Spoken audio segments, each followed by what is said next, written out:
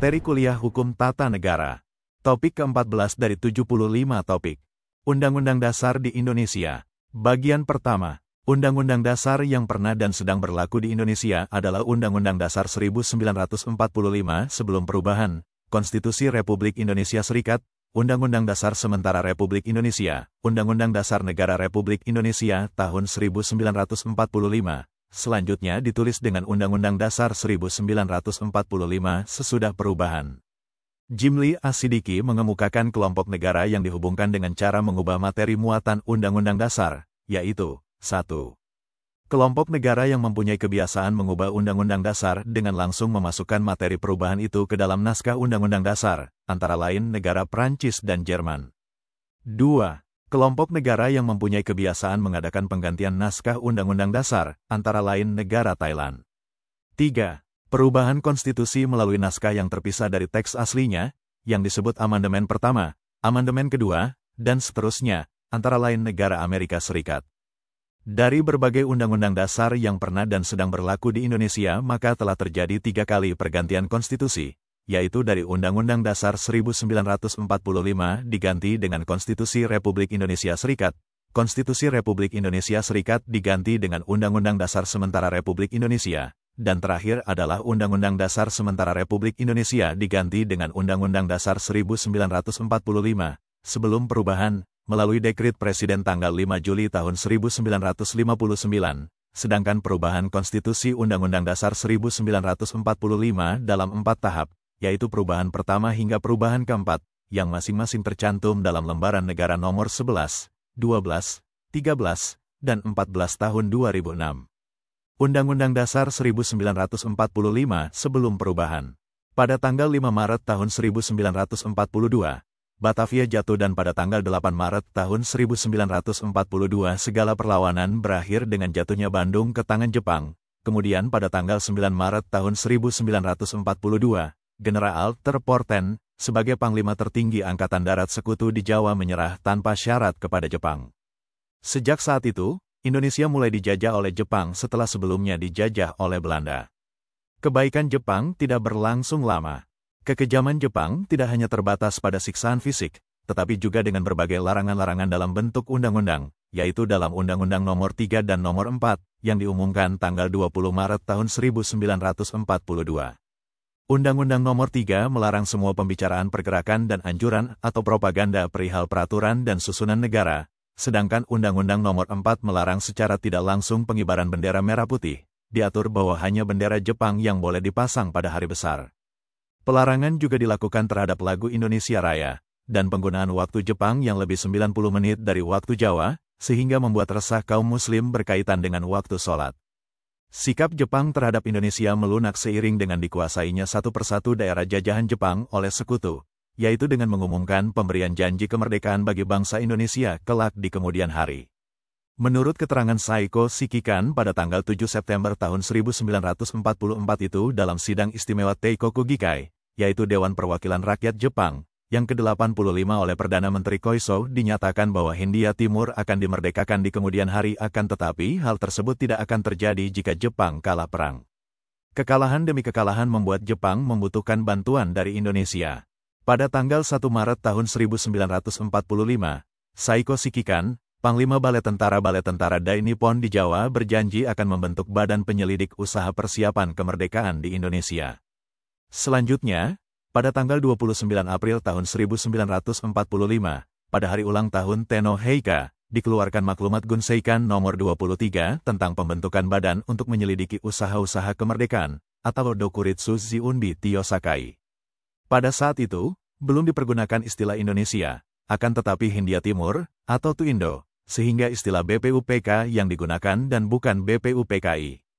BPUPK mengadakan 2 kali sidang resmi, yang dipimpin oleh Ketua BPUPK, Dr. Rajiman Wediodiningrat, 1 kali sidang tidak resmi dipimpin oleh anggota BPUPK, Ir Soekarno, dan keseluruhan sidang dilaksanakan di Jakarta. Sidang resmi pertama dilaksanakan pada tanggal 28 Mei hingga tanggal 1 Juni tahun 1945 membahas dasar negara. Sidang resmi kedua diadakan tanggal 10 hingga tanggal 17 Juli tahun 1945, membahas wilayah negara, kewarganegaraan, Rancangan Undang-Undang Dasar, ekonomi dan keuangan, pembelaan, pendidikan, dan pengajaran. Sidang tidak resmi berlangsung antara masa reses sidang resmi pertama dan kedua membahas rancangan pembukaan Undang-Undang Dasar. Panitia Persiapan Kemerdekaan Indonesia, atau Dokuritsu Zunbi Linkai, dibentuk Jepang pada tanggal 7 Agustus tahun 1945 berdasarkan pengumuman Marsekal Tarauchi, Panglima Besar Nampogun, atau Bala Tentara Dai Nippon di seluruh daerah selatan, yaitu, sesuai dengan usaha-usaha dan kesucian daripada penduduk Indonesia, maka Panglima Daerah Selatan menegaskan persetujuannya tentang pembentukan Panitia Persiapan Kemerdekaan Indonesia pada pertengahan Agustus tahun 1945. Panitia tersebut akan mempercepat segala usaha-usaha yang berhubungan dengan persiapan yang penghabisan guna pembentukan pemerintah Indonesia merdeka. Pada tanggal 8 Agustus tahun 1945, Soekarno, Hatta, dan Rajiman dipanggil oleh Jenderal Tarauchi ke Dalat, yang menjanjikan akan memberikan kemerdekaan kepada Indonesia pada tanggal 24 Agustus tahun 1945. PPKI dijadwalkan akan mulai bersidang pada tanggal 19 Agustus tahun 1945 dan pada hari Minggu di antara kedua tanggal tersebut dibicarakan dan disahkan Undang-Undang Dasar yang telah disusun oleh BPUPK. Rombongan Soekarno, Hatta, dan Rajiman tiba di Indonesia pada tanggal 14 Agustus tahun 1945, dan keesokannya menghadap Laksamana Maeda untuk memastikan berita akan kekalahan Jepang, akan tetapi tidak mendapat jawaban yang pasti. Hal tersebut menyebabkan Soekarno tidak mempercayai ketika golongan pemuda mendatanginya pada malam hari tanggal 15 Agustus tahun 1945, dan tetap berpegang pada janji Jepang yang akan memerdekakan Indonesia dalam waktu singkat, sehingga para pemuda akhirnya menculik Soekarno, yang dikenal sebagai peristiwa Rengas Dengklok. Setelah proklamasi tanggal 17 Agustus tahun 1945, keesokan harinya diadakan sidang PPKI. Jumlah anggota PPKI semula 21 orang, dan setelah proklamasi kemerdekaan, jumlah anggotanya ditambah 6 orang oleh Ketua PPKI, Ir Soekarno. Penambahan anggota PPKI tersebut atas tanggung jawabnya Ketua PPKI sendiri sebagaimana dikemukakan dalam pidato Radio Mo Hatta pada tanggal 29 Agustus tahun 1945, agar PPKI menjadi lebih representatif sehingga menjadi badan pendahuluan bagi Komite Nasional, dengan anggota-anggota yang berasal dari seluruh kepulauan Indonesia sebagai wakil daerah, kemudian ditambah dengan 6 orang lagi sebagai wakil golongan yang terpenting dalam masyarakat Indonesia. Wakil-wakil dari daerah, yaitu Dr. Muhammad Amir dan Mer Abdul Abbas didatangkan dari Sumatera, Dr. Ratulangi dan Andi Pangeran didatangkan dari Sulawesi, Merpuja didatangkan dari Bali, dan Aha Hamidan didatangkan dari Kalimantan. PPKI hanya mengikuti hasil-hasil yang telah disepakati dalam BPUPK, sebagaimana dikemukakan oleh Ketua PPKI, Ir Soekarno dalam rapat besar tanggal 18 Agustus tahun 1945, dengan acara pengesahan Undang-Undang Dasar. Saya minta lagi kepada tuan-tuan sekalian, supaya misalnya mengenai Undang-Undang Dasar, sedapat mungkin kita mengikuti garis-garis besar yang telah dirancangkan oleh Dokuritsu Zunbi Tiosakai dalam sidangnya yang kedua. Perubahan yang penting-penting saja kita adakan dalam sidang kita sekarang. Urusan-urusan yang hendaknya kita kesampingkan, agar supaya kita sedapat mungkin pada hari ini pula telah selesai dengan pekerjaan menyusun Undang-Undang Dasar dan memilih Presiden dan Wakil Presiden.